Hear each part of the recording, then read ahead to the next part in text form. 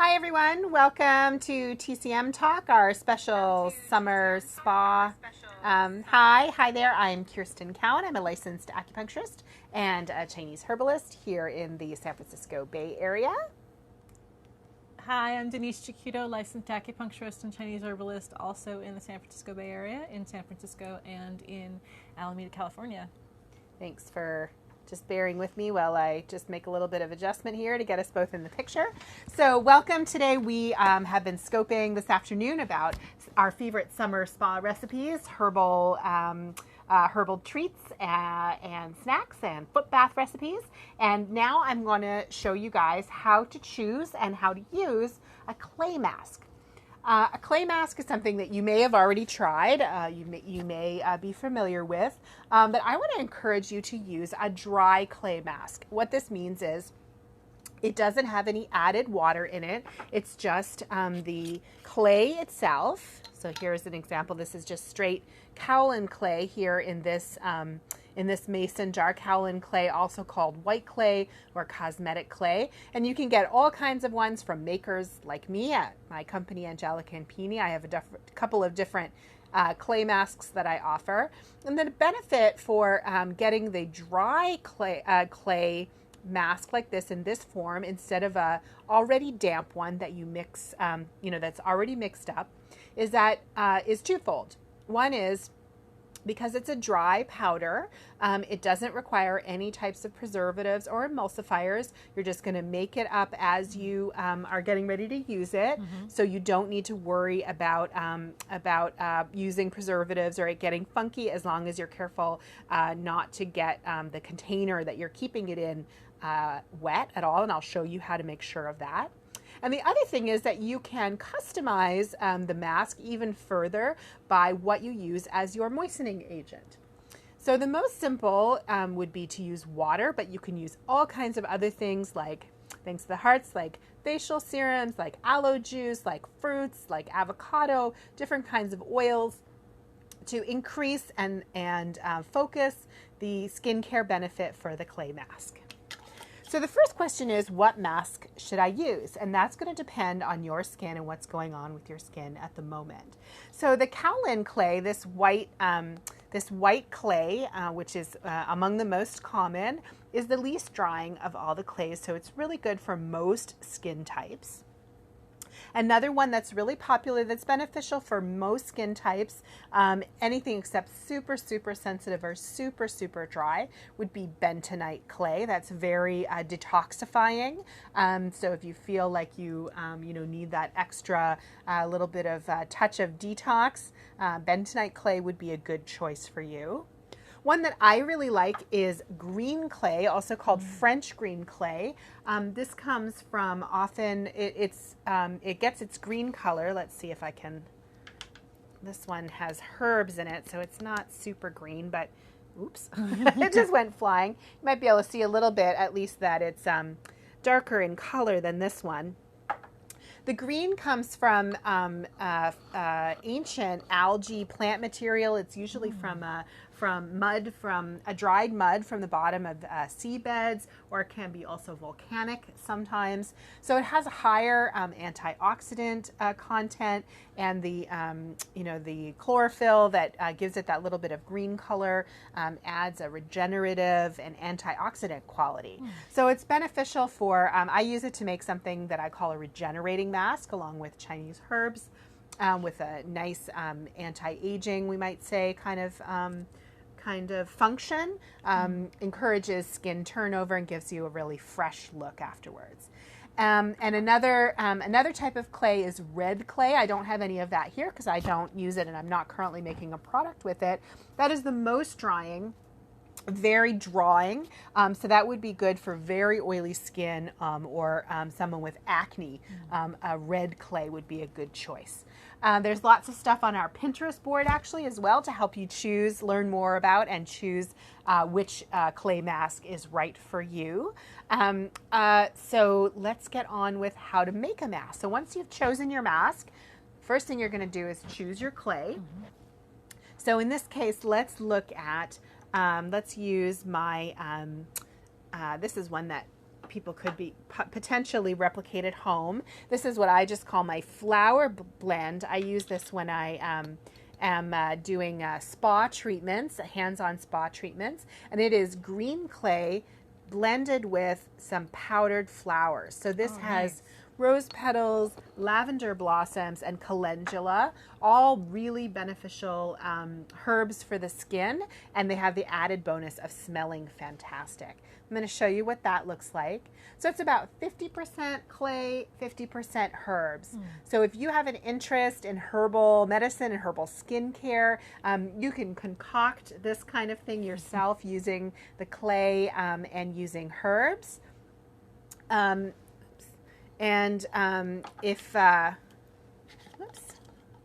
If you want to buy something ready-made, I have a regenerating mask that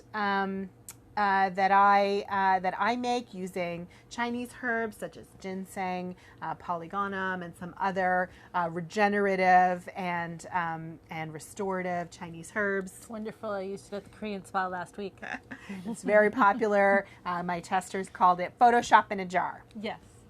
So without further ado, let's show you how to make a clay mask.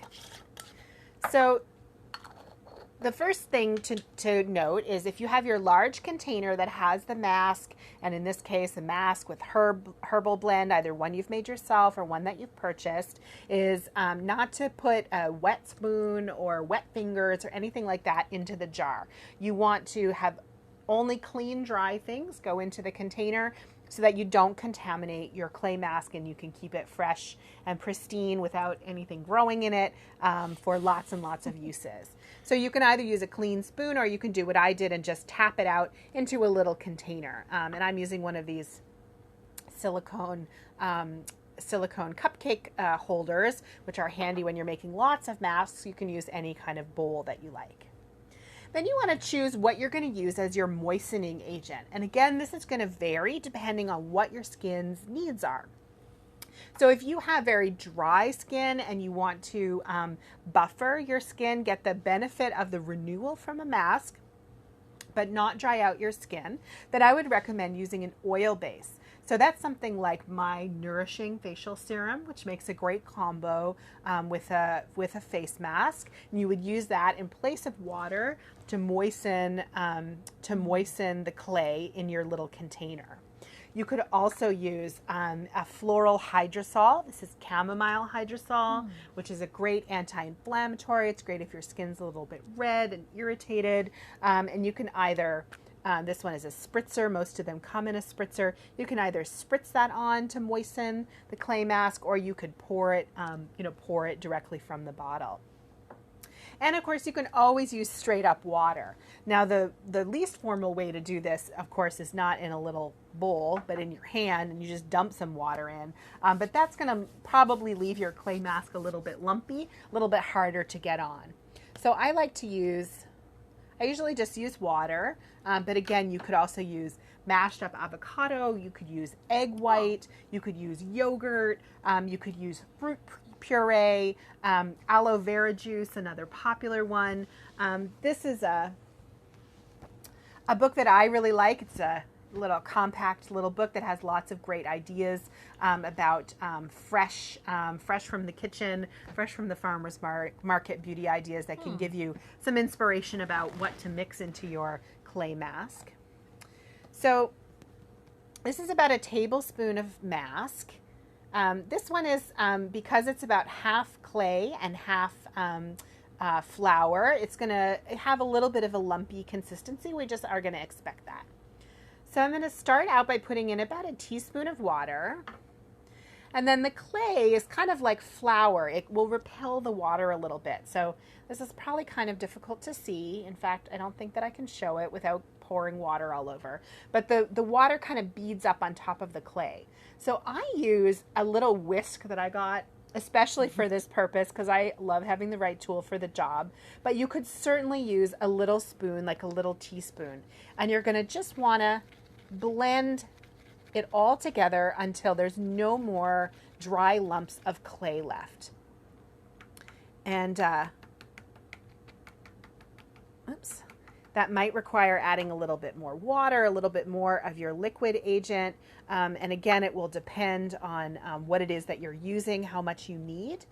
So that comes to about 2 teaspoons of water. And I've got quite a liquidy clay mask here. So I'm just going to show you that. So you can see it's completely moistened. I have even a little bit of extra water in there, but that will actually be absorbed by the dry flowers. I like to give it a moment, like maybe 20 or 30 seconds to kind of set. And especially if you've got dried herbs in your clay, that's really beneficial to do that. So from here, what you're going to do is just put this on the tips of your fingers, slather it all over your face. It's great to use, a hair band or a sleeve from an old shirt or a towel or something like that. Keep your hair out of your face. Slather the mask all over your face. You can definitely go down onto your neck, your décolletage, one of my favorite words, which can also really benefit from the clay. And close your eyes, relax, listen to a guided meditation. Give yourself about 5 or 10 minutes. You want the mask to be feeling just starting to get a little bit tight, but not crackingly dry. That's too far, and you will get, you will dry out your skin a little bit. So until it's feeling dry all over, as I say, about 5 or 10 minutes. And then rinse off. Watch out that you don't clog your tub. If you're in the bathtub with the mask on, you can actually rinse it off right into the tub and then soak further in the clay and the herbs, which will actually benefit your whole body by being blended into the bath water. So you can keep enjoying your mask on your whole body while you soak in the tub for a little bit longer. I hope this was interesting and valuable. Yeah, it was. Do you have any questions about clay masks from you, Denise? I think you might have said it before, but I've used egg whites, and that seems to be a little more drying. Is it the egg white itself that's the drying part in that? Yeah, so egg whites definitely will add their own drying and tightening quality. So it's really great for tightening up your skin to give you that Photoshop in the jar effect. Great before a night out. It'll close up your pores and kind of pull in your face. And you can also use egg whites to make a mask out of pretty much anything. You can mix just powdered herbs in with egg whites if you want to skip the clay portion. But clay masks are so fantastic. I really love them. So if I'm going to have a mask, I always have a clay mask. So if you go to a spa, like just last week I was at a Korean spa, so my friend and I soaked and we did the sauna, and then we put the mask on and we sat around for a little while. Is that the right timeline to do it, after your pores are open, or is that the wrong way to do it? That's a good question. I mean, typically one would probably do the mask. I mean, you want your face to be clean, but you might want to do the mask and then do something like a steam after. Okay. But really, I think either way could be beneficial. You definitely do have to clean your face quite a bit after you have a face mask. So something like steaming, can kind of be a soothing way to clean your face after you've had a mask. Oh, great. Yeah. Thank you. Welcome.